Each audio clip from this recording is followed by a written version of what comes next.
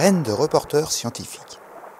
Une série de podcasts sur les enjeux de l'océan réalisés par des élèves francophones du monde entier, en partenariat avec la Fondation Tara Océan, le Centre pour l'éducation aux médias et à l'information, le ministère de l'Éducation nationale et de la jeunesse et l'Agence de l'enseignement français à l'étranger.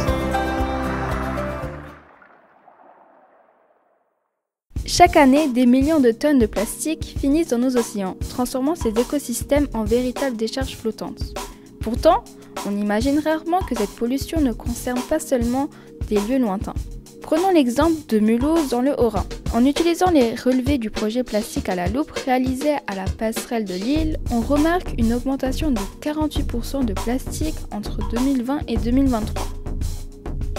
Comment la pollution plastique affecte-t-elle les écosystèmes aquatiques du Rhin et quelles solutions peuvent être mises en place à Mulhouse pour y remédier ?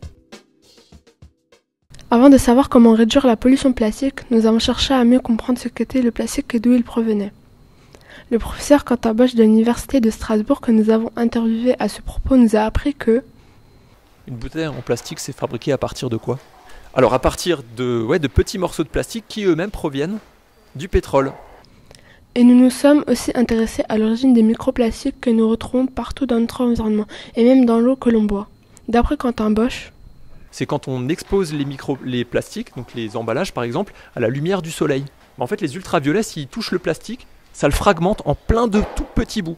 Est-ce que vous savez d'où ça peut venir aussi, les microplastiques ?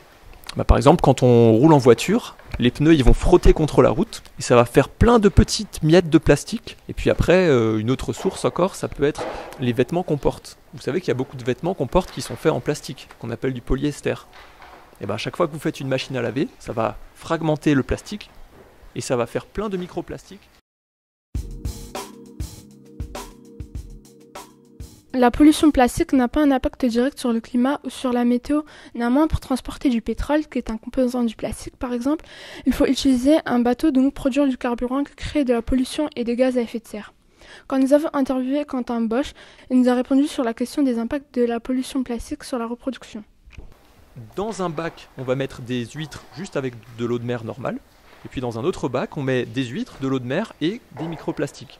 Et on voit en fait que dans le bac où il y a des microplastiques, eh bien les huîtres vont avoir plus de mal à se reproduire. Parce que les cellules reproductrices vont être altérées, ils vont être moins mobiles par exemple, ils vont être plus petits.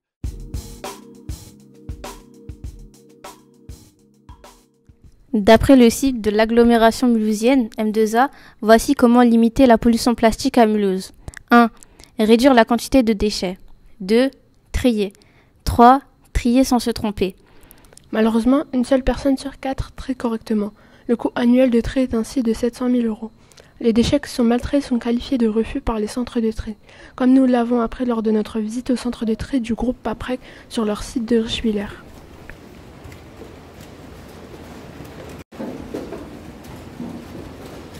Les gens ont pris la mauvaise habitude de ne plus vider les bouteilles qui ne pourront pas être soulevées par les machines à soufflerie qui les trient.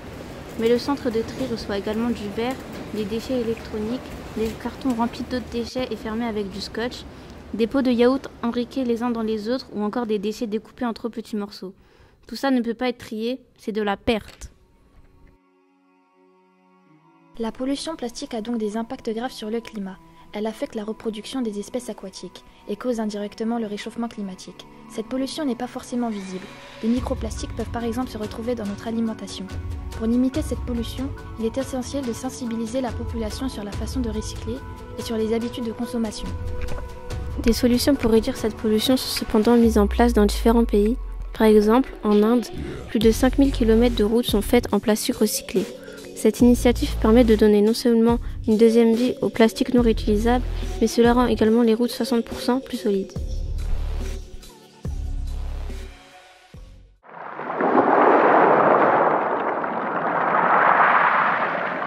C'était Graines de reporters scientifiques, une enquête sur les enjeux de l'océan. Retrouvez tous les podcasts audio et vidéo sur la plateforme lesdessous de l'océan.fondationtaraocéan.org.